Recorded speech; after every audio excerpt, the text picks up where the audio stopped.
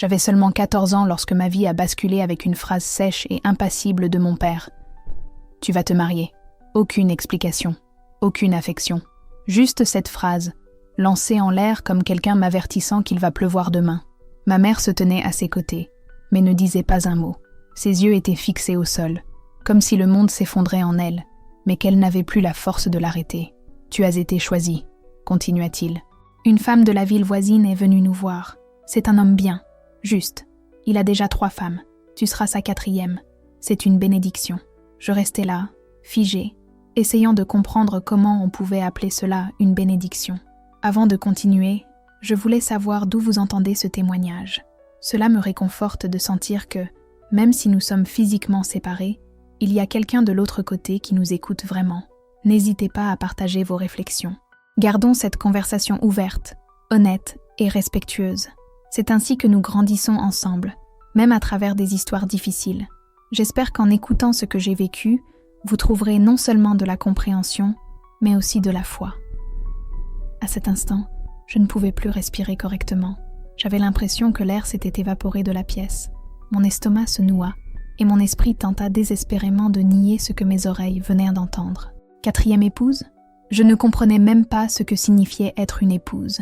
J'étais encore en train d'apprendre à me tresser les cheveux.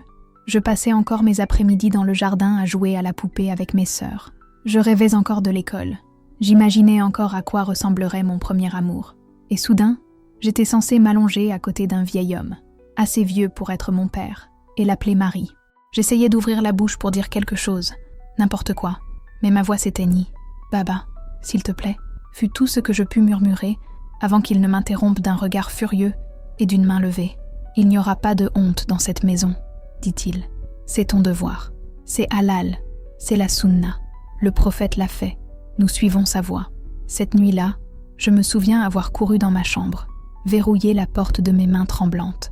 Je me suis jetée sur le lit et enfoui mon visage dans l'oreiller, essayant de contenir mon désespoir. Mais les larmes coulaient si fort que j'avais du mal à respirer. J'ai pleuré jusqu'à en avoir mal au visage, jusqu'à ce que l'oreiller soit trempé, jusqu'à ce que mon corps cesse de lutter.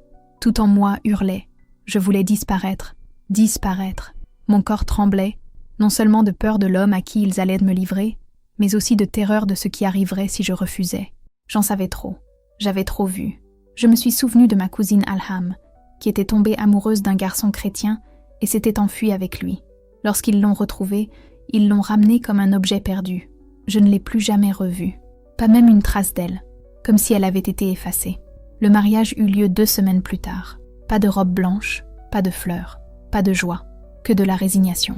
J'étais vêtue d'un châle richement brodé d'or et de vert, les mains couvertes de henné, le visage immobile. Intérieurement, je tremblais. Les femmes autour de moi chantaient avec enthousiasme, comme s'il y avait quelque chose à célébrer, mais je me sentais comme une prisonnière se dirigeant vers sa cellule. Juste avant de partir pour la maison de l'imam, je me suis retrouvée devant un miroir. La jeune fille qui me regardait n'était pas moi. Ses yeux ressemblaient à 2 trous sombres et ternes. Son sourire avait complètement disparu, comme arraché. Elle avait l'air vide. Il avait 48 ans. C'est la première chose que j'ai remarquée. Il était assez vieux pour être mon père. Sa barbe commençait déjà à grisonner. Ses mains étaient grandes, dures et rugueuses, et son regard semblait calme, mais d'une manière effrayante. Il n'y avait aucune tendresse, aucun geste de bienvenue. Il m'a accueilli comme on accueillerait un nouvel objet dans sa collection. Quelque chose d'utile, de beau, mais de remplaçable. Les autres épouses ont à peine levé les yeux à mon arrivée. On m'a conduite dans la plus petite pièce de la maison, accueillie par des règles froides et des tâches quotidiennes. On m'a dit de ne pas parler, de ne pas partir, de ne pas exister, à moins qu'il ne m'appelle. La première nuit fut la pire. Je n'entrerai pas dans les détails, car je ne peux pas. Mais ce qui s'est passé là-bas m'a brisée d'une manière que le temps ne répare pas. Je me souviens d'être restée éveillée, immobile, à fixer le plafond pendant des heures, me demandant si c'était la vie ou si j'étais déjà morte. Mon corps me faisait mal. Mon âme souffrait encore plus. Dans l'obscurité, j'ai murmuré « Ya Allah, si tu m'aimes, prends-moi maintenant, pendant que je dors. » Mais le sommeil ne venait pas, ni cette nuit-là, ni les nombreuses nuits qui suivirent. J'ai passé des mois à vivre comme une ombre dans cette maison. Je faisais ce qu'on me disait. Je cuisinais, je faisais le ménage, je souriais quand il le fallait. Je mentais du regard, je me soumettais sans choix. Chaque fois que j'allais à la mosquée avec lui, Les gens me regardaient avec admiration. « Mashallah » disait-il. « Quel imam pieux, quelle belle épouse !» J'avais envie de crier. Personne ne voyait les marques cachées sous mes manches. Personne ne voyait le vide dans ma poitrine. Personne ne posait de questions. Ils admiraient seulement de loin ce qui semblait parfait. Mais ce n'était qu'une façade. À la mosquée, les gens louaient mon mari par de douces paroles. Mais personne ne vit ce qui se passa après la fermeture de la porte. Personne n'entendit les cris de colère. Personne n'écouta les insultes cinglantes, les accusations qui se répétaient, comme des lames acérées. Ils ne virent pas comment je sursautais instinctivement chaque fois qu'il élevait la voix ou s'approchait d'un pas lourd. C'était comme si mon corps avait appris à réagir avant même que mon esprit ne perçoive le danger. Pourtant, je m'accrochais à la foi qu'on m'avait enseignée. Je priais avec plus de ferveur. J'implorais Allah de me mettre en pitié, de me délivrer, de me donner un signe qu'il me voyait. J'ai commencé à mémoriser davantage de sourates, à jeûner des jours supplémentaires, à garder le silence, à faire tout ce qu'il disait être juste. J'essayais d'être une épouse parfaite. Mais plus j'obéissais, plus je semblais m'éloigner de toute paix. C'était comme creuser un trou avec mes mains, de plus en plus profond. Et au fond, il n'y avait ni eau, ni lumière, seulement le silence. Puis, un jour ordinaire, quelque chose d'inattendu se produisit. En rangeant la chambre, je trouvai un petit carnet caché dans le bois vermoulu d'une étagère. Il était vieux, avec des pages jaunies et une couverture décollée. Il était recouvert d'une fine couche de poussière, comme si personne ne l'avait touché depuis des années. Curieux, je m'assis par terre et commençai à le feuilleter. Je supposais qu'il s'agissait du journal intime d'une de mes précédentes épouses, mais je compris vite qu'il s'agissait d'autre chose. Il y avait des versets manuscrits du Coran, certes, mais à côté se trouvaient des questions profondes, troublantes, presque dangereuses. Pourquoi ce verset est-il si dur ? Comment un Dieu qui se prétend amour peut-il permettre à des filles d'épouser des hommes plus âgés ? Un créateur miséricordieux peut-il vraiment désirer cela ? Je me figeais. C'était exactement ce à quoi je réfléchissais en silence depuis si longtemps. C'étaient les doutes que j'avais tenté de cacher, même à moi-même. Lire ces mots, c'était comme si quelqu'un traduisait enfin le cri que je retenais au fond de moi. Qui l'avait écrit ? Je ne l'ai jamais su. Mais j'avais le sentiment que, d'une certaine manière, cette personne me comprenait mieux que quiconque. Je serrais le carnet contre ma poitrine, comme s'il était sacré. Ce soir-là, caché sous les couvertures, je pris ma petite lampe torche, celle que je gardais cachée dans le tiroir, et relus chaque page, ligne par ligne. Sur une page, je suis tombée sur un verset que je connaissais déjà par cœur. La sourate An-Nisa, 34. Ce verset dit que les hommes sont responsables des femmes, et que s'ils désobéissent, ils peuvent être corrigés, même par la violence. Ce texte était enseigné à l'école comme faisant partie intégrante de la structure familiale idéale. Je l'avais entendu justifié des dizaines de fois par des érudits, des imams et des enseignants. Mais ce soir-là, quelque chose a changé. Pour la première fois, j'ai regardé ces mots et je me suis demandé comment cela peut-il être juste ? Comment quelqu'un qui se prétend juste et aimant peut-il tolérer la violence dans un mariage ? Était-ce pour cela que mon mari n'a jamais pensé qu'il était mal de me frapper ? Parce que, pour lui, c'était acceptable ? J'ai fermé le carnet et j'ai fixé le plafond, comme je l'avais fait tant de fois auparavant. Mais cette fois, je n'ai pas pleuré. Quelque chose en moi était silencieux, mais pas en paix. C'était comme si le choc s'était transformé en engourdissement. Le lendemain, quelque chose en moi était différent. Quand il m'a dit de préparer le déjeuner, j'ai obéi, mais mes mouvements étaient lents, distants. Lorsqu'il m'a touché l'épaule, j'ai tressailli, comme si une alarme s'était déclenchée en moi. Et puis j'ai su. Quelque chose en moi s'était brisé, ou peut-être s'était-il enfin réveillé. Dès lors, j'ai commencé à quitter ma chambre la nuit, quand la maison dormait. Pieds menus, respirant à peine, j'entrais dans la petite bibliothèque. Cette pièce m'avait été interdite, mais je n'y prêtais plus attention. J'ai commencé à lire. J'ai pris des livres que je n'avais jamais eu le droit de toucher auparavant. Certains étaient religieux, d'autres parlaient d'histoire, de philosophie, voire de science. Tout un monde se cachait là. Un de ces matins, j'ai trouvé un objet qui allait tout changer, une Bible. Elle était cachée derrière une pile de vieux documents, emballée dans un sac plastique, déjà usé par le temps. Elle était petite, avec des pages fines, certaines déchirées. Quelqu'un l'avait laissée là, peut-être une vieille épouse, peut-être un visiteur secret. Je l'ai ramassée avec précaution, le cœur battant. Je l'ai ouvert par curiosité, sans rien attendre, mais dès les premières pages, j'ai été captivée. J'y ai découvert des mots qui semblaient être écrits pour moi, comme un baume sur de vieilles blessures. J'ai lu « Venez à moi, vous tous qui peinez et qui êtes chargés, et je vous donnerai du repos. » J'ai lu et relu ce verset, comme si je n'arrivais pas à croire qu'un Dieu ait pu dire cela. J'ai ressenti une vague d'espoir que je ne reconnaissais pas. Était-ce de l'espoir ? Je me suis mis à pleurer. Pas un cri silencieux, comme les précédents. C'était le cri profond et désespéré de quelqu'un retrouvé après avoir été perdu si longtemps. À cet instant, je me suis demandé, est-ce le Dieu que je cherche depuis mon enfance ? Le Dieu qui m'écoute quand personne d'autre ne le fait ? Je n'en ai parlé à personne. Je ne pouvais pas. Le simple fait de toucher une Bible était un motif de punition, peut-être pire. Mais quelque chose a changé. Je ne priais plus Allah. J'ai commencé à prier en silence, lui adressant les paroles qui m'apportèrent le repos. Si tu es réel, si tu es celui qui a écrit ceci, si tu es celui qui peut me libérer, alors montre-moi le chemin. Le lendemain, un événement apparemment anodin s'est produit, mais pour moi, c'était énorme.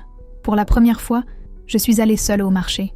Mon mari l'avait autorisé, car l'une de ses épouses plus âgées était malade, et il n'y avait personne pour faire les courses. Cette promenade dans les rues, même sous le regard des voisins, était comme une bouffée de liberté. Pour la première fois, j'avais l'impression que mes pieds m'appartenaient.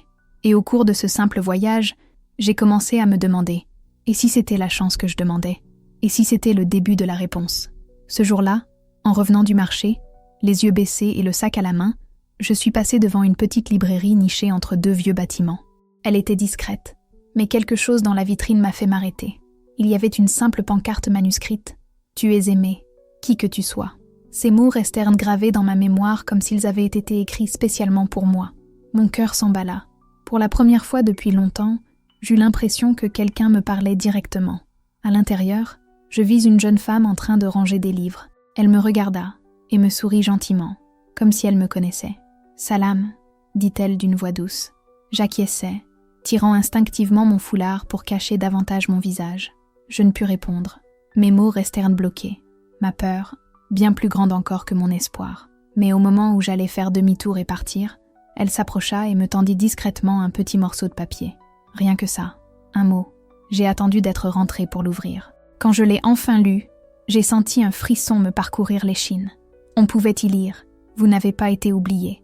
La vérité est source de liberté. » Je restais là, tenant le papier dans mes mains comme un trésor. Je le pliais soigneusement et le cachais dans le même endroit secret où je gardais déjà ma Bible et mon carnet. Je ne comprenais pas tout ce qui se passait, mais une chose était sûre, je n'étais plus complètement seule. Pour la première fois depuis des années, je sentis une étincelle de lumière dans le tunnel obscur où je vivais. À partir de ce moment, j'ai commencé à vivre deux vies. À l'extérieur, je suis restée la 4e épouse de l'imam, obéissante, silencieuse, accomplissant toutes mes corvées, récitant les sourates du Coran, fréquentant la mosquée avec le même visage que d'habitude. C'était une comédie. Un rôle que j'ai appris à jouer si bien que même moi, j'oubliais parfois qu'une autre vérité grandissait en moi. À l'intérieur, un monde nouveau s'est épanoui. Un monde où je pouvais questionner, réfléchir, ressentir sans culpabilité. Chaque soir, une fois le silence revenu à la maison, je sortais la Bible de sa cachette et en lisais quelques pages à la faible lumière de la lanterne. C'était dangereux, risqué, presque insensé, mais je ne pouvais pas m'arrêter. Ces mots ne me calmaient pas seulement, ils me donnaient une identité. Ils me faisaient me sentir vivante, pure, digne. Pour la première fois, je ne me voyais plus comme une propriété. Je me voyais comme une personne, comme une fille, comme quelqu'un qui avait encore de la valeur. Je me souviens d'un verset qui m'a frappé comme un tonnerre silencieux. « Je t'ai aimé d'un amour éternel ». J'ai lu cette phrase tellement de fois que je l'ai mémorisée. Aucun être humain ne m'avait jamais dit cela. Ni mon père, ni mon mari, ni même dans les textes du Coran que j'avais mémorisés. Allah, pour moi, avait toujours été distant. Un juge impersonnel, assis en haut, prêt à me punir pour la moindre erreur. Mais cette voix, celle de la Bible, me semblait proche. Elle semblait sûre, comme si elle me connaissait, et pourtant me désirait. Une nuit, j'ai fait un rêve que je n'oublierai jamais. J'étais à la mosquée, assise parmi des femmes vêtues de noir, récitant des versets à l'unisson. Le son était fort, comme un écho étouffant. Mais soudain, tout s'est arrêté. Un homme vêtu de blanc est entré. Il n'a rien dit, il s'est simplement avancé vers moi, calmement. Arrivé près de moi, il a soulevé mon visage du bout des doigts et m'a regardé dans les yeux. Je n'ai pas reconnu ce visage, mais son contact a fait disparaître la peur, la douleur et la honte. Il a dit d'une voix ferme et pleine de tendresse « Tu es libre ». Je me suis réveillée haletant, trempée de sueur, le cœur battant la chamade. Et même si je ne l'avais jamais vu auparavant, je connaissais son nom. C'était Jésus. Après ce rêve, j'avais besoin d'en savoir plus. Mais je n'avais personne en qui j'avais confiance. Ni ami, ni sœur, ni personne. Alors j'ai fait la seule chose possible. J'ai pris un vieux téléphone portable, celui d'une de mes femmes qui ne l'utilisait plus, et j'ai installé une application biblique. C'était lent, mais ça fonctionnait quand même. Je l'ai cachée sous le plancher de la chambre, juste sous mon tapis de prière. Dès que j'avais un moment seul, je la récupérais et je lisais des versets avec avidité. J'ai aussi commencé à regarder des vidéos d'anciens musulmans qui avaient trouvé le Christ. Leurs histoires étaient différentes de la mienne, mais aussi étrangement similaires. Certains vivaient cachés, d'autres avaient fui leur pays, certains étaient morts. Chaque témoignage me donnait du courage, mais il me rappelait aussi le prix de la liberté. Et puis, une nuit silencieuse, tout a failli s'effondrer. J'étais assis par terre, téléphone à la main, en train de lire un passage de l'évangile de Jean qui disait « La vérité vous rendra libre ». J'étais perdue dans mes mots, presque en paix, quand j'ai entendu un grincement à la porte. Je me suis figée. J'ai levé les yeux, et elle était là. L'une des coépouses, debout, me fixait de ses yeux écarquillés. J'ai essayé de cacher mon téléphone sous la couverture, mais c'était trop tard. Elle n'a rien dit. Elle s'est juste retournée et est partie. Mon corps tout entier tremblait. Je savais ce qui allait arriver. Je savais que tout ne tenait qu'à un fil. Cette même nuit, la porte de ma chambre s'est ouverte brusquement. Mon mari est entré en trombe, son téléphone à la main. Ses yeux étaient remplis de rage, sa voix presque démoniaque. « Sale cafra !» cria-t-il. « Comment oses-tu amener cette saleté dans ma maison ?» Avant que je puisse réagir, il m'a frappé au visage. Je suis tombée par terre. Il m'a frappé de nouveau. Je ne pouvais plus crier. Je me suis recroquevillée, comme tant d'autres fois, la tête couverte de mes bras. Mais cette nuit-là, je n'ai pas prié Allah.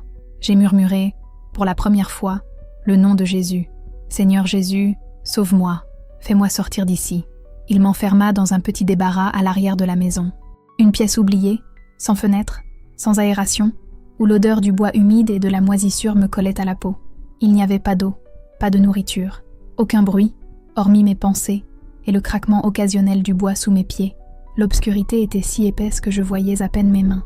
Les jours se confondaient, la faim et la soif me donnaient le vertige, et mon esprit commençait à dériver entre souvenirs et illusions. La douleur était réelle, mais la solitude était la plus douloureuse. J'ai murmuré, les lèvres gercées et la voix presque étouffée. « Seigneur, si tu es réel, viens maintenant. J'ai besoin de toi. Je n'en peux plus. » La troisième nuit, alors que mon corps réagissait à peine, j'ai fait un autre rêve. Le même homme en blanc est apparu devant moi, calme, lumineux, comme s'il était lui-même fait de lumière. Mais cette fois, il n'était pas seul. Derrière lui, une foule. Des femmes au regard bienveillant, des hommes au visage ridé mais souriant, des enfants aux bras tendus. Tous étaient vêtus de blanc. Ils me regardaient tous comme s'ils me connaissaient, comme s'ils m'attendaient. L'homme s'est approché, m'a tendu la main et a dit d'une voix douce mais ferme « Tu n'es pas seul. » Quand je me suis réveillée, j'avais les larmes aux yeux, mais elles n'étaient plus comme avant. Ce n'étaient pas des larmes de peur, d'abandon. C'étaient des larmes de quelque chose de nouveau, d'espoir. Le lendemain matin, la porte s'ouvrit enfin. Soudain, une lumière envahit l'obscurité, me piquant les yeux. Je clignais des yeux à plusieurs reprises, essayant de comprendre ce que je voyais. Ce n'était pas mon mari, c'était la libraire, Myriam. Elle s'agenouilla près de moi et murmura d'un ton pressant « On n'a pas beaucoup de temps. Viens avec moi. Maintenant. » Tout ce qui suivit devint flou dans ma mémoire. Je me souviens du battement de mon cœur, plus fort que tout autre bruit. Je me souviens de mes jambes tremblantes sous moi, tandis que je marchais, trébuchant presque, et le vent froid me caressant le visage. Pour la première fois depuis des semaines, je sentis l'air libre. Myriam me guida à travers des ruelles et des rues que je n'avais jamais vues, jusqu'à ce que nous arrivions dans un quartier chrétien, loin de la ville où je suis née et où j'ai grandi. Un vieil immeuble, aux fenêtres poussiéreuses et au portail en fer, un abri. À l'intérieur, il y avait d'autres femmes. Certaines avaient les yeux marqués par les cicatrices, comme les miens. Certaines étaient d'anciennes musulmanes, d'autres étaient chrétiennes, et avaient risqué leur vie pour accueillir celles qui, comme moi, fuyaient en silence. Pour la première fois de ma vie, personne ne m'ordonnait de me taire. Personne ne me jugeait. Elles m'ont offert un repas chaud, des vêtements propres, un lit au drap simple mais doux. Et surtout, elles m'ont redonné quelque chose que j'ignorais avoir perdu, ma dignité. La première semaine dans cet endroit fut un mélange de soulagement et de peur. La nuit, je me réveillais en sursaut, pensant entendre des pas à la porte. Le jour, ma mère me manquait, sa présence silencieuse et soumise, ses mains calleuses. Je pensais à mes sœurs, toujours prisonnières de ce monde. Me chercheraient-elles? Me trouveraient-elles? Mais chaque fois que ces doutes s'insinuaient, je me souvenais de ce qui m'avait échappé. Et je savais, je ne pouvais pas revenir en arrière, quelle que soit la douleur. J'ai commencé à assister à de petites études bibliques, toujours en secret. Je m'asseyais au fond, silencieusement, pour observer. Au début, je ne disais rien, mais intérieurement, mon cœur bouillonnait de questions que j'avais portées toute ma vie. Pourquoi Dieu a-t-il permis tant de souffrances? Suis-je maintenant condamnée pour avoir quitté l'islam? Jésus peut-il vraiment aimer quelqu'un comme moi? Il y avait une femme dans le groupe, Grace. Elle aussi était musulmane. Son histoire était différente, mais sa douleur me semblait familière. Elle ne prétendait pas tout savoir, mais quand elle me regardait dans les yeux, je me sentais en sécurité. Entendue. Vue. Lors d'une réunion, elle a lu un passage qui m'a profondément bouleversée. L'histoire de la femme surprise, en flagrant délit d'adultère. La scène était si vivante dans mon esprit. Les chefs religieux, assoiffés de justice, des pierres à la main, des cris dans les yeux. Je me suis vue en elle, honteuse, coupable, sans défense face à un jugement implacable. Mais alors, Jésus s'est levé et a dit que celui qui est sans péché jette la première pierre, et personne n'a tiré. Il l'a regardée. Il ne l'a pas condamnée, il lui a pardonné. J'ai tellement pleuré cette nuit-là que j'avais du mal à respirer. C'était comme si quelqu'un m'avait raconté ma vie sans me connaître. J'étais cette femme. J'étais lapidée par les regards, les mots, les silences. Mais Jésus m'a relevée. Cette nuit-là, je n'ai pas pu dormir. Je suis restée assise au bord de mon lit pendant des heures, à écouter le silence. Puis je me suis agenouillée. Plus de doute, plus de masque. Juste moi, brisée, devant un Dieu qui semblait enfin m'entendre. J'ai murmuré à travers mes sanglots, « Jésus, je crois, je ne comprends pas tout, mais je sais que ce que j'ai trouvé en toi est réel. Sauve-moi, transforme-moi, rends-moi nouvelle. » C'était comme si une porte intérieure s'était ouverte, comme si l'obscurité qui m'avait enveloppée pendant des années s'était enfin dissipée. La lumière est entrée, et avec elle est devenue la paix, pas une paix feinte, mais une paix durable. Le lendemain matin, je l'ai dit à Grace. Elle m'a serré fort dans ses bras, comme si j'étais sa fille. Nous avons pleuré ensemble. Elle a dit « Tu es née de nouveau. Tu n'es plus esclave. Tu es une fille de Dieu. » Cette phrase m'a transpercée comme une flèche. Fille. Je n'avais jamais vraiment été une fille. Ni pour mon père, ni pour l'homme qui m'avait achetée pour femme. Mais maintenant, j'étais une fille. Et à cet instant, pour la première fois, j'y ai cru. Environ une semaine plus tard, j'ai été baptisée dans une petite rivière à la périphérie de la ville. C'était un endroit simple, entouré d'arbres et de silence, presque comme si la nature elle-même assistait à cet instant.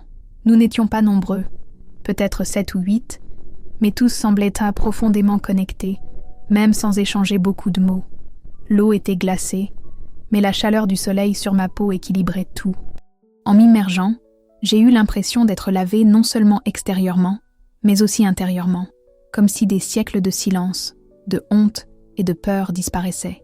En émergeant, mon regard a croisé le ciel et, pour la première fois depuis des années, j'ai souri, le cœur léger. C'était comme respirer pour la première fois. J'étais libre, mais j'ai vite découvert que la liberté n'est pas un instant. Ce n'est pas simplement franchir le seuil de la porte. Même après mon baptême, je portais encore des chaînes invisibles au plus profond de mon esprit. Des chaînes forgées par des années d'abus, de doctrine, de peur et de contrôle. Fermer les yeux était toujours dangereux. La voix de mon père résonnait, me disant que j'étais une honte. Je voyais encore le visage de l'imam, ses yeux froids, comme de pierre. Je l'entendais dire qu'Allah m'avait donné à lui en cadeau, comme si j'étais un objet, une offrande, une dette acquittée par la chair. J'ai découvert que le traumatisme ne peut être effacé. Il persiste, il murmure à travers les longues nuits. Mais maintenant, j'avais quelque chose que je n'avais jamais eu auparavant. Une lumière constante, quelque chose, ou plutôt, quelqu'un, pour me guider à travers la douleur. Jésus. Au refuge, on m'a donné un nouveau prénom, Amina. Ironiquement, c'était le même que je portais depuis ma naissance. Mais cette fois, il ne venait pas d'un document, ni de la bouche d'un père autoritaire. Il venait de moi. Pour la première fois, mon nom m'appartenait. Il ne signifiait ni fille d'eux, ni épouse d'eux, ni propriété d'eux. Il était à moi. J'ai commencé à reconstruire ma vie étape par étape. J'ai ouvert mon premier compte en banque, ce qui me semblait impossible auparavant. J'ai trouvé un emploi à temps partiel de femme de ménage, un travail subalterne, mais honnête. Pour la première fois, je gagnais ma vie à la sueur de mon front, et non en me laissant manipuler par mon corps. Le vendredi, alors que les musulmans se rassemblaient pour la prière du vendredi, je m'asseyais seule, ma Bible ouverte aux psaumes. David est devenu mon ami, un homme qui, lui aussi, a fui, qui a été trahi, qui lui aussi a appelé à l'aide, l'âme brisée. Ses cris sont devenus les miens. Seigneur, combien de temps? Et pourtant, il appelait Dieu son refuge. Cela m'a frappé. Dans l'islam, mes prières étaient mémorisées, répétées machinalement, comme si Dieu ne pouvait m'entendre que si je prononçais les mots justes. Maintenant, je parlais avec mon cœur, sans formalité, sans peur. J'ai pleuré, et il m'a écouté. J'ai parlé, et il m'a répondu par la paix. Une paix qui n'était ni feinte, ni forcée. Elle était vivante, réelle. Ma relation avec Jésus s'est développée en silence. Je ne vivais pas de miracles tous les jours. Aucune voix audible, ni aucun ange ne me rendait visite. Mais la paix régnait. Une paix qui persistait même lorsque les cauchemars survenaient, même lorsque le souvenir de la captivité me serrait la poitrine. C'était différent de la fausse paix que j'essayais de maintenir en portant le hijab et en souriant dans la prière. Maintenant, j'étais guérie. Pas d'un coup, mais étape par étape. Puis, un soir, j'ai reçu un message sur les réseaux sociaux. Il venait de ma petite sœur. Elle avait trouvé mon profil, reconnu mon visage, même avec mon nouveau nom. Le message était simple, mais lourd comme un roc dans mon cœur. Pourquoi nous as-tu quittés? Pourquoi as-tu abandonné l'islam? Baba est malade à cause de toi. Je restais là, les yeux fixés sur ces mots. Mes mains tremblaient. Une partie de moi voulait répondre, tout lui expliquer, lui dire que je n'avais pas fui par égoïsme, mais pour survivre. Mais comment expliquer cela à quelqu'un qui vit encore avec la même peur que vous avez fui? Comment dire que vous avez fui non pas par haine, mais parce que vous vouliez vivre? À ce moment-là, je n'ai pas répondu. Au lieu de cela, j'ai éteint le téléphone, me suis agenouillée et j'ai prié. J'ai dit « Jésus, si tu veux que je parle, donne-moi des mots. Mais si le silence est plus sûr, donne-moi la force d'attendre. » Quelques jours plus tard, un événement inattendu s'est produit. Mon histoire est devenue virale. Ce n'était pas intentionnel. Une des femmes du refuge, une missionnaire devenue une amie, m'a demandé si j'accepterais d'enregistrer mon témoignage. Sans mon nom, sans montrer mon visage, juste ma voix. J'ai réfléchi, hésité, mais j'ai accepté. Nous avons enregistré dans une pièce calme, avec un vieux micro. J'ai tout raconté.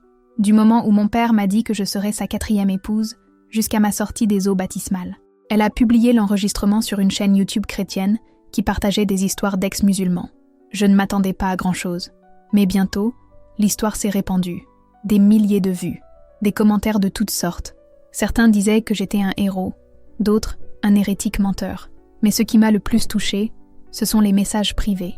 Des gens de pays comme l'Iran, l'Afghanistan, la Somalie, des jeunes filles, des femmes mariées de force, des jeunes hommes aux doutes secrets. Ils disaient tous la même chose.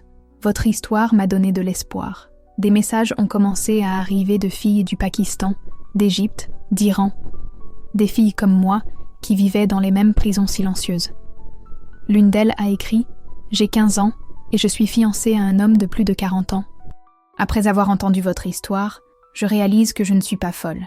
Merci d'avoir pris la parole. » Un autre a dit « J'ai aussi commencé à lire la Bible en secret. Priez pour moi, s'il vous plaît. J'ai peur, mais j'ai aussi de l'espoir. » Chaque message était comme une lame transperçant mon âme, et en même temps, une graine de quelque chose de nouveau semée. J'ai pleuré pour chacune de ces filles, car je me reconnaissais en elles, dans leurs doutes, dans leurs peurs, dans le courage caché derrière le silence. C'est alors que j'ai vraiment compris que ma douleur n'avait pas été vaine. Elle était devenue un phare. C'est dans cet esprit que j'ai commencé à faire du bénévolat auprès d'un ministère chrétien dédié au sauvetage des femmes victimes d'abus religieux. Nous avons aidé à faire passer clandestinement des Bibles, organisé des itinéraires d'évasion, mis les filles en contact avec des refuges sûrs et, dans les cas les plus urgents, financer des transports d'urgence pour les protéger. Une fille que je suivais de près n'avait que 13 ans. Son propre père l'avait offerte en cadeau à un chef tribal en échange de terre. Lorsqu'elle a réussi à s'échapper, sa famille a diffusé des photos d'elle sur les réseaux sociaux, la qualifiant d'apostate, d'impure et de honteuse. Mais elle a survécu. Nous avons réussi à la mettre en sécurité en Jordanie. Je lui écrivais chaque semaine, toujours sous un faux nom. Dans l'un de mes messages, j'écrivais « Ne laissez pas leur haine effacer qui vous êtes. Vous n'êtes pas un déchet. Vous n'êtes pas une malédiction. Vous êtes profondément aimé. » Et donc, j'ai recommencé à rêver. Mais cette fois, ce n'étaient pas de simples rêves qui apparaissaient pendant mon sommeil. C'étaient des visions conscientes d'un avenir réel et concret. Un avenir où je retournerais à l'école, peut-être en psychologie, peut-être en théologie, et ouvrirais un refuge pour les filles comme moi, des filles vendues, avant même de savoir ce que signifiait avoir le choix. J'ai commencé à imaginer un endroit où elles pourraient manger en paix, dormir sans peur et entendre parler d'un Dieu qui les aime. Mais ce désir avait un prix élevé. Mon nom a commencé à apparaître sur des forums musulmans avec des théories absurdes sur ma trahison. Ils disaient que j'avais été payée par des missionnaires pour dénigrer l'islam, que j'étais une femme sans honneur, une rebelle, une honte publique, que je détestais le hijab, que je détestais ma culture. Parfois, ces mensonges me mettaient en colère. D'autres fois, je les rendais simplement tristes, parce que je comprenais leur origine. J'avais été de ce côté-là. J'avais autrefois été de ceux qui croyaient que quiconque quittait l'islam était condamné, que les chrétiens étaient des imbéciles aveuglés, que leur liberté était illusoire.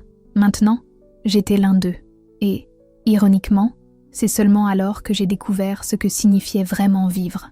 À cause des menaces, j'ai dû déménager une fois de plus dans une autre ville. Ce furent des semaines difficiles, des nuits d'incertitude. Mais contrairement aux fois précédentes, je n'ai pas fui par peur. J'ai marché avec détermination. Je n'étais plus une fugitive cherchant à survivre. J'étais une fille du roi, envoyée dans un but précis. Le dernier rêve que j'ai fait de Jésus fut le plus mémorable. J'y étais debout devant une immense porte. Derrière moi, le désert, sec, vide, silencieux. Devant moi, un jardin luxuriant, grouillant de vie. De grands arbres, des fleurs, des eaux vives. L'homme en blanc était là, debout près de la porte. Il ne dit rien, se contenta de me regarder tendrement et d'ouvrir la porte doucement, avec révérence. En la franchissant, j'ai senti une chaleur envahir mon corps. Puis il me regarda avec des yeux qui semblaient contenir l'univers entier et murmura « Très bien ». Je me suis réveillée en pleurs, mais ce n'était pas de la douleur. C'était de la gratitude. Je savais de tout mon être que quel que soit le chemin qui m'attendait, je ne serais pas seule. J'avais trouvé la vraie liberté. Il était temps maintenant d'aider les autres à la trouver aussi. Le temps a passé. Les saisons ont changé. Et moi aussi. Quand je me regardais dans le miroir, je ne voyais plus la jeune fille aux yeux baissés et à l'âme éteinte. Ma posture était différente. Mes épaules n'exprimaient plus de honte. Mes mots sortaient maintenant avec assurance. C'était étrange de réapprendre à parler après avoir si longtemps entendu des ordres et des menaces. Mais j'apprenais. Finalement, on m'a proposé de travailler à temps plein dans un refuge chrétien pour femmes. Et là, mon rôle ne se limitait plus à servir du café ou à faire les lits. J'ai commencé à écouter des histoires, à conseiller des jeunes, à donner des conférences à des petits groupes. Des filles qui avaient fui des mariages forcés, des filles marquées par la violence, des filles qui se posaient les mêmes questions que moi. Je n'avais pas de diplôme universitaire, mais j'avais des cicatrices. Et celles-ci, d'une certaine manière, étaient des références. Parce que lorsque je disais « je vous comprends », elles savaient que je le pensais. Je me souviens très bien d'une fille qui a marqué mon cœur à jamais. Elle s'appelait Zara. Elle n'avait que 16 ans, mais son regard semblait porter une vieillesse bien plus grande, une maturité douloureuse que seules celles qui ont souffert connaissent. Zara avait fugué après avoir été brutalement battue par son propre frère parce qu'elle refusait de porter le voile. À son arrivée au refuge, elle avait encore des bleus violets sur les bras, des cicatrices fraîches qui trahissaient sa douleur. Pendant 2 semaines entières, elle n'a pas dit un mot. C'était comme si le silence était sa seule protection dans ce monde nouveau et effrayant.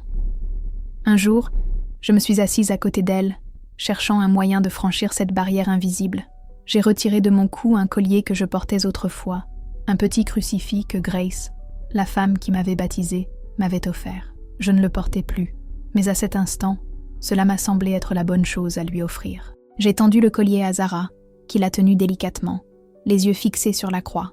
Puis, de la voix la plus douce que j'ai jamais entendue, elle m'a demandé « M'aime-t-il, même si je suis née musulmane ?» J'ai ravalé la boule qui s'était formée dans ma gorge et j'ai répondu avec toute la certitude que j'avais puisée dans ma foi. « Oui, il t'aime. C'est exactement pour ça qu'il est venu à nous. » Cette nuit-là, elle a pleuré dans mes bras, comme j'avais pleuré dans Myriam lors de mon premier accueil.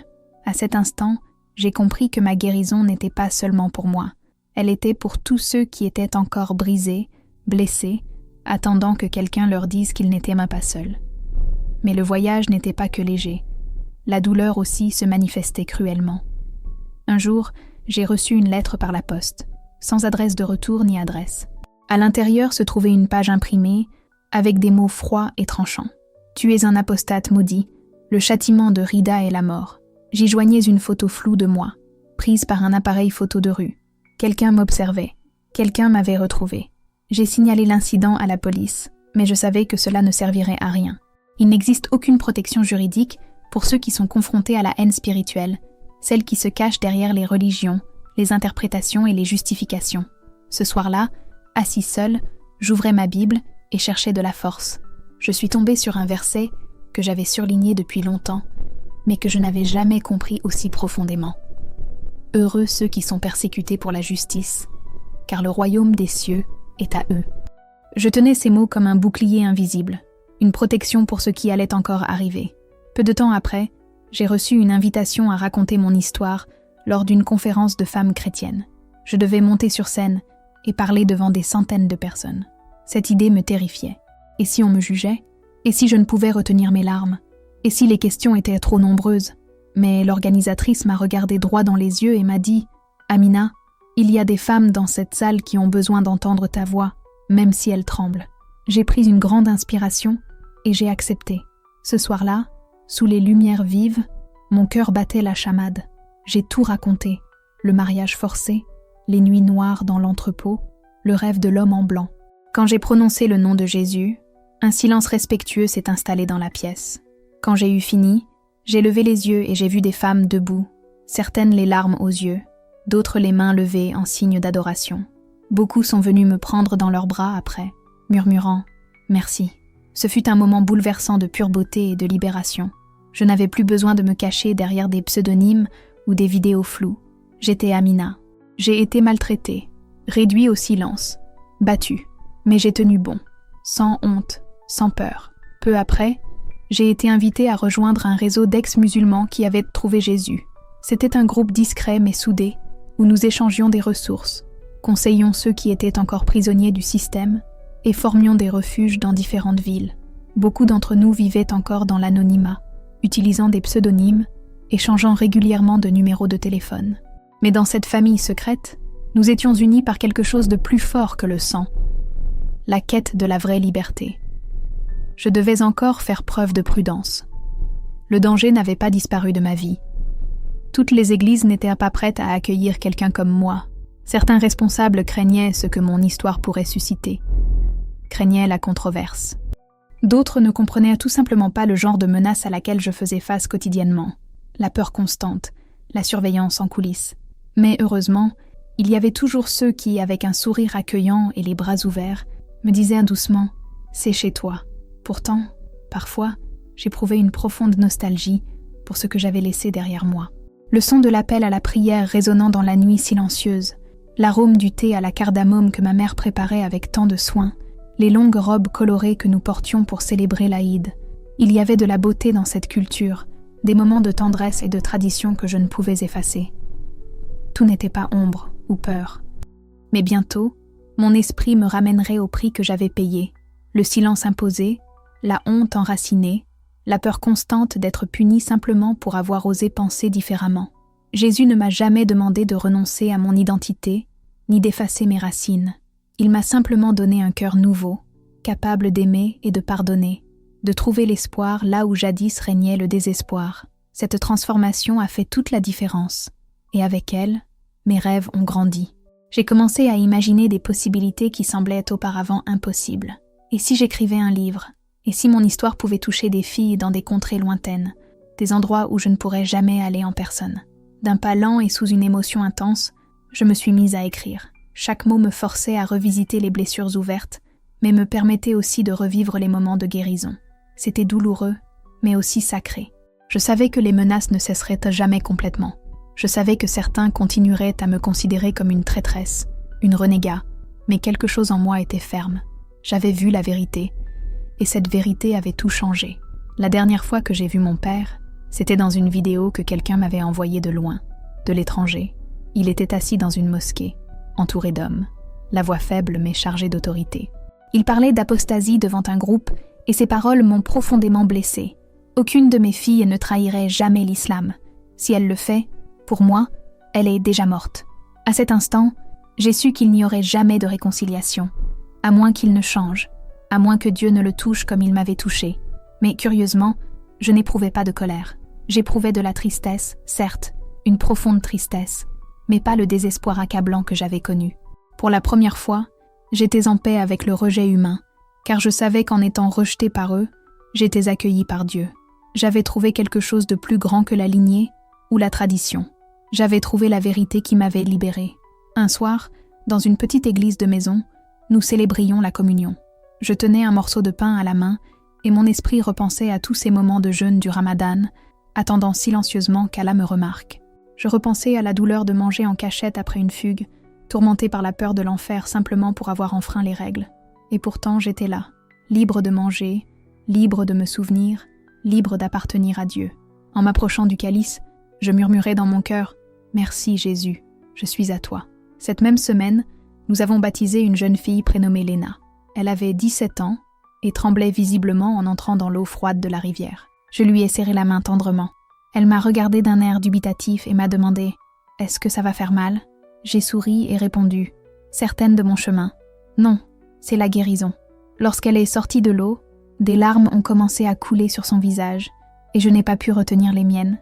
C'était comme voir ma propre histoire se répéter, cette fois dans les yeux de quelqu'un d'autre, mais avec la même force et le même espoir. Après la cérémonie, Léna m'a serré fort dans ses bras et m'a dit, presque en murmurant, « C'est grâce à toi que j'ai trouvé le courage. J'ai vu ta vidéo. » Je me suis dit que si elle avait survécu, peut-être que moi aussi. Cette phrase m'a profondément marquée. Je n'aurais jamais imaginé que mes blessures puissent inspirer quelqu'un. Pendant des années, je me suis vue faible, blessée, voire maudite. Mais ce soir-là, j'ai compris que mes cicatrices étaient des témoignages vivants de résilience. Plus tard, je me suis assise seule au bord du lac, où nous avions célébré le baptême. La lune brillait haut dans le ciel, la brise fraîche caressait la surface de l'eau calme. Et dans ce silence, j'ai enfin pu ressentir la paix que je recherchais. Je me souviens très bien de la première fois où j'ai essayé de prier Jésus. J'étais coincée dans cette pièce sombre, le visage couvert de bleu, et ma voix était si faible que je pouvais à peine murmurer son nom. C'était comme si chaque mot était prisonnier, étouffé par la peur et la douleur que je portais. Mais aujourd'hui, des années plus tard, me voilà, capable de lui parler à voix haute, sans peur, sans honte, avec toute la sincérité que mon cœur pouvait exprimer, et j'ai dit « Jésus, sans toi, je serais encore dans cette cage, prisonnière du silence et du désespoir. Merci de m'avoir trouvée, de m'avoir aimée avant même que je sache t'aimer. Utilise-moi, envoie-moi, je suis à toi. » Et dans le profond silence de cet instant, j'ai ressenti à nouveau cette paix immense, si réelle et puissante, qu'elle n'était pas seulement un soulagement passager, mais une ancre solide qui maintenait mon âme dans les tempêtes de la vie, une paix que je n'avais jamais connue auparavant. Des mois plus tard, j'ai franchi une étape importante. J'ai légalement changé de nom. Désormais, mes papiers portent le nom Amina Grace. Grace, pas seulement un joli nom, mais la vérité qui a changé mon identité, le symbole de la nouvelle vie que j'avais trouvée. Aujourd'hui, je travaille avec un groupe de soutien international qui aide les ex-musulmans à trouver sécurité, soutien psychologique et réconfort spirituel. Je me déplace pour intervenir dans les églises, les écoles et les refuges pour femmes, partout où l'on a besoin d'entendre qu'il y a de l'espoir après la peur, qu'il y a une vie après les ténèbres. Jusqu'à présent, j'ai aidé plus de 30 femmes à échapper à des situations de violence et de danger. Certaines vivent maintenant au Canada, d'autres en Europe. Nous restons en contact permanent, priant ensemble par visioconférence, célébrant les anniversaires, les événements marquants et les étapes spirituelles. Chaque année, le jour de mon baptême, je choisis de jeûner, non pas par obligation, mais par profonde gratitude. Je passe la journée entière seule avec Jésus, le remerciant d'avoir sauvé une fille que personne d'autre n'avait vue. Une fille vendue avant même d'avoir pu rêver. Une fille qui a trouvé la liberté alors qu'elle pensait avoir perdu tout espoir. Il y a pourtant des moments difficiles. La souffrance ne disparaît pas d'elle-même. Ce n'est pas un signe de faiblesse. Parfois, la nuit, mon esprit repense à ce sombre jour de mariage. Je me souviens des mains froides qui signaient les papiers, des applaudissements des invités, tandis que je pleurais en silence. Je me souviens du sang versé sur des draps blancs qui furent ensuite exposés comme des trophées, comme si ma douleur était une victoire pour les autres. Mais aujourd'hui, je choisis de me réapproprier ce souvenir, non pas pour pleurer, mais pour me rappeler que ce jour-là, mon corps a été emporté, mais que mon âme a commencé à crier à l'aide, et Jésus m'a entendu.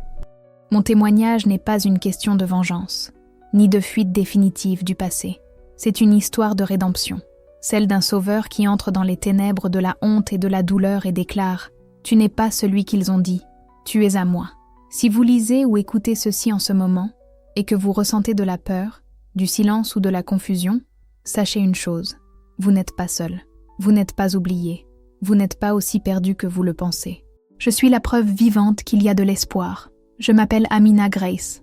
J'étais autrefois prisonnière de la tradition, de la culpabilité et de la peur. Mais aujourd'hui, je suis libre, car là où est l'Esprit du Seigneur, là est la vraie liberté. Et cette liberté, je crois, peut être la vôtre aussi. Vôtre.